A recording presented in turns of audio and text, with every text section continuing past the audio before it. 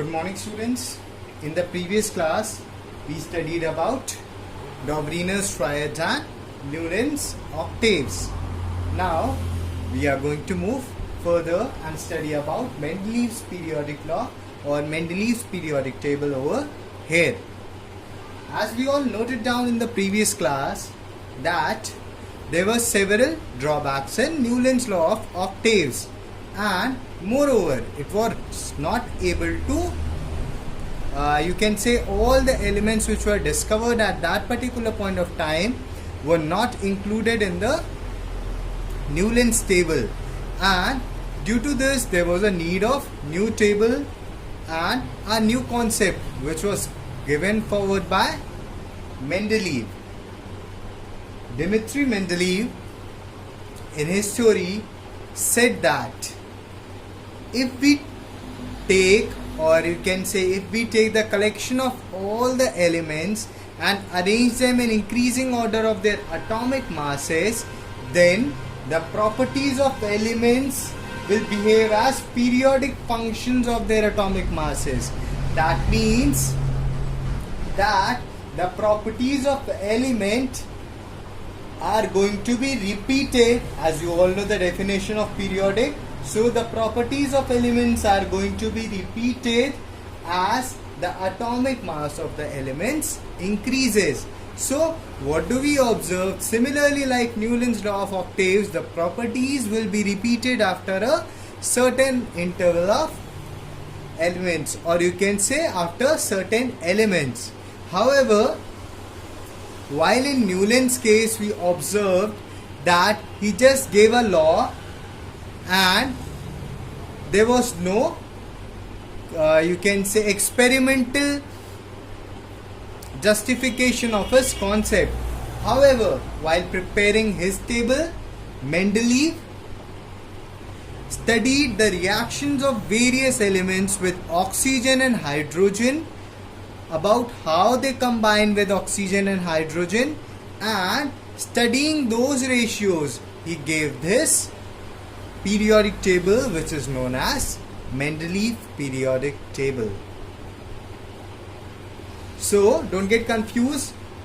Here we have written the Mendeleev periodic law, which states that the properties of elements are the periodic functions of their atomic masses. Now when I say properties over here, it refers to both physical and chemical properties.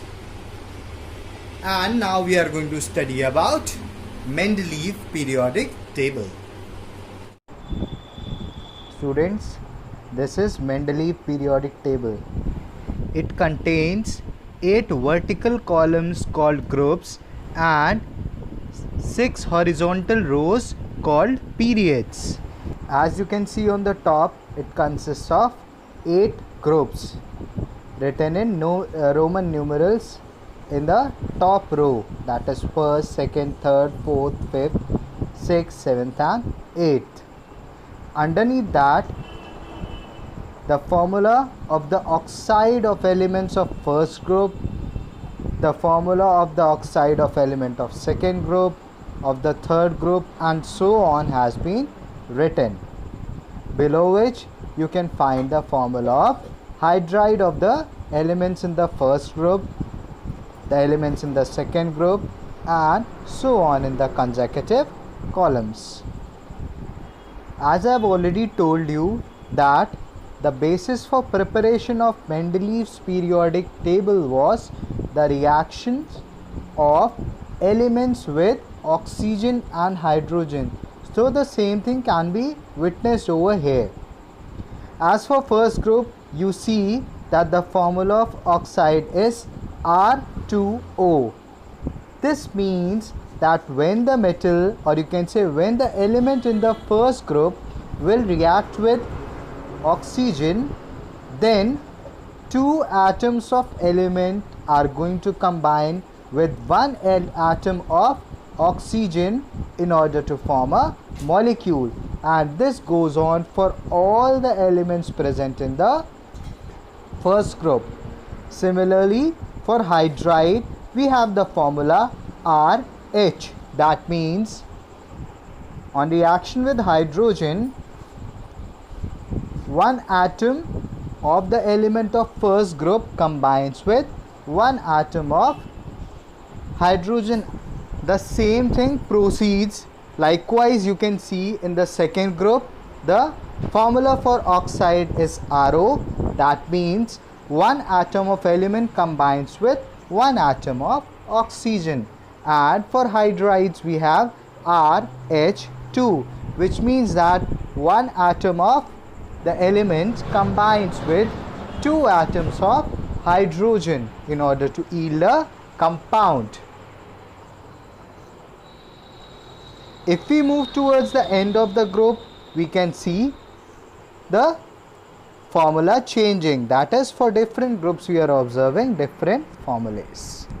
Now, if you see the third column from the top, we observe that a period or any particular period has been divided into two subgroups, which are A and B. Now, how many periods are given over here? 1, 2, 3, 4, 5 and 6. That means total 6 periods are given. However, in 4th, 5th and 6th period, you can observe two series are present. That is the first series and the second series. Now, as the Mendeleev's periodic law says, the elements have been arranged in increasing order of their atomic masses, and that can be seen over here. We observe that the elements having similar chemical properties come under the same group, or you can say the elements exhibiting similar chemical and physical properties fall under the same group. Also, the metallic character decreases on moving left to right in a period. As we move forward in this, we can see some empty spaces have been left in the periodic table, and their approximate, or you can say Mendeleev assumed their physical properties and their atomic masses, and that also have been mentioned underneath them.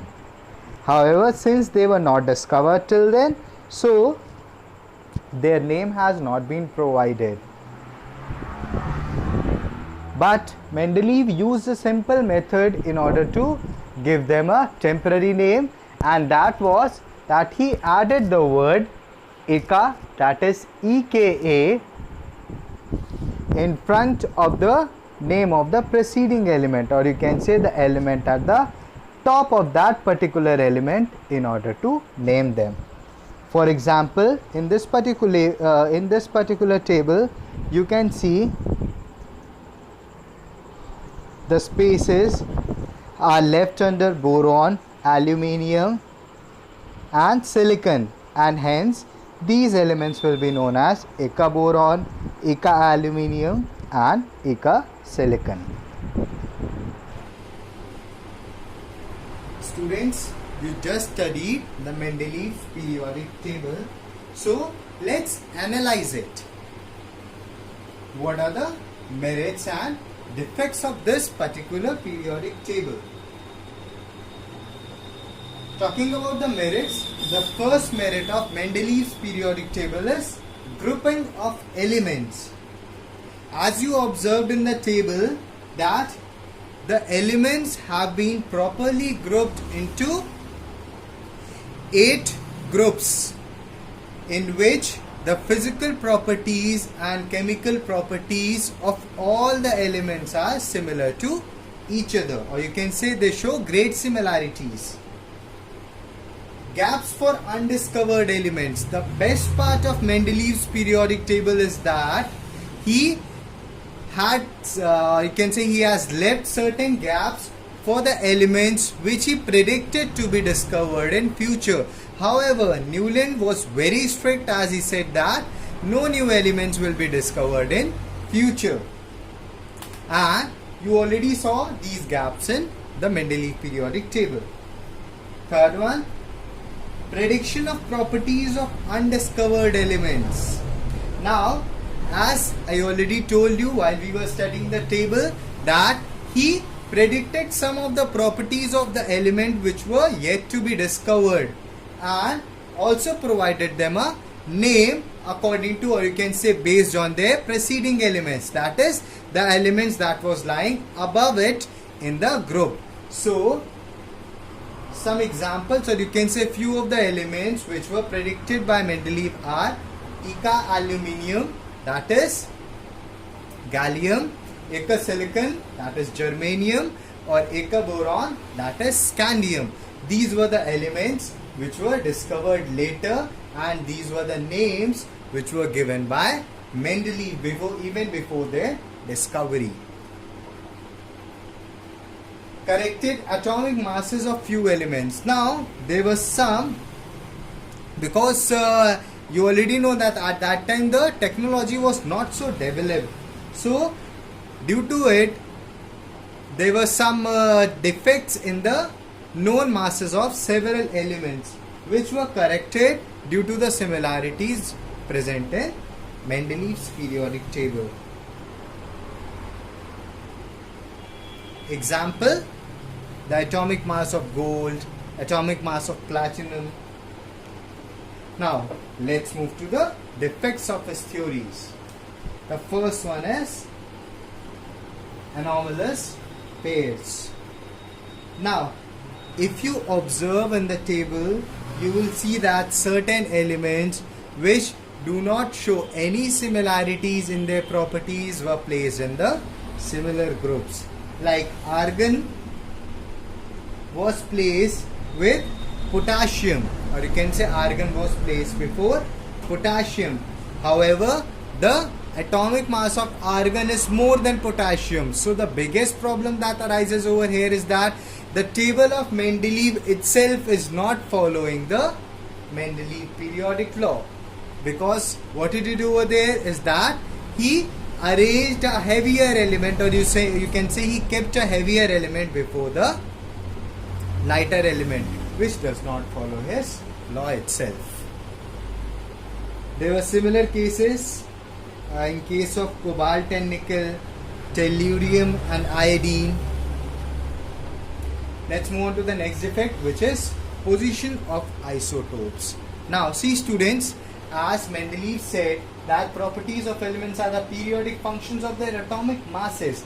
Now if the properties depends upon atomic masses, then he should have considered the isotopes also, because whenever the properties are going to depend on atomic masses, it may happen that we are having any particular element with different masses, that is we are having its isotopes. Let me clarify that isotopes are the, or you can say isotopes of an elements have same atomic number but different mass number. Now when the properties are changing with the atomic masses, that means the properties must be changing for isotopes also. So if we have two isotopes of chlorine, then both the isotopes of chlorine must have been given place in the periodic table. The same thing goes on for hydrogen also, like we have 3 isotopes of hydrogen. However, he only mentioned a single hydrogen over there. So this was one of the defects of the table. Now, grouping of chemically dissimilar elements. Now there were certain elements which were having similar properties or which were having dissimilar properties, and they were not placed together or differently. For example, you can see in the table that copper and silver have been placed along with alkali metals in the first group. However, they do not show any similarity in properties with respect to them. Similarly, gold and platinum have been placed in similar different groups, even though they have lots of similarities in their properties. Electron arrangement. Mendeleev did not talk anything about the arrangement of electrons, and hence the valency of atoms The last defect is position of hydrogen. If you observe in the table, hydrogen has been placed in two groups. That is group 1 also and group 7 also. It was placed in group 1 because it was forming a positive ion, and in group 7 because it was forming a negative ion. But this cannot be true for any particular element. So this was one of the defects of the Mendeleev periodic table.